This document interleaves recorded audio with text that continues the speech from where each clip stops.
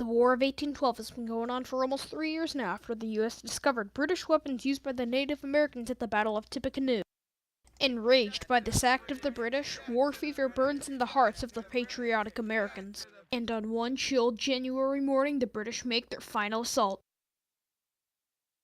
50 warships pulled into the Gulf of Mexico that day, armed with cannons, guns, and 7,500 soldiers and officers of the British Navy. It was a sight to behold. When word arrived of the assault, the townsfolk of New Orleans quickly banded together with the army to build up the defenses. And with the townsfolk, General Andrew Jackson set up a defense army composed of 7,000 militia, free African Americans, Indians, and pirates.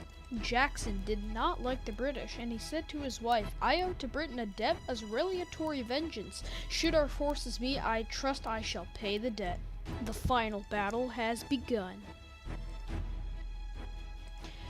First, General Andrew Jackson led the Americans to defend the port where the British arrived. The American troops then launched a surprise attack 9 miles south of New Orleans. There, the British expected to win easily and that the Americans would bow down to the British, but that wasn't the case. After being defeated, the British launched a counter-assault against the town of New Orleans. However, the British forces had no cover and expected to just march in and take control, so American snipers and musketeers easily picked them off. The British also had to scale a wall to reach the Americans, but the Americans understood this and took out the soldiers carrying the ladders. As the British troops scrambled, General Pakenham and the British Army made a desperate attempt to fortify his troops and proceed forward one last time. It was hit by a volley of grape shot seconds later and eventually perished. The British had most of their officers out of commission, and by the time they seized the artillery, they were already outnumbered and retreated.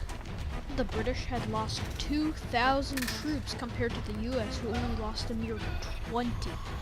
President James Monroe would eventually say, "History records no example of so glorious a victory obtained with so little bloodshed on part of the victorious."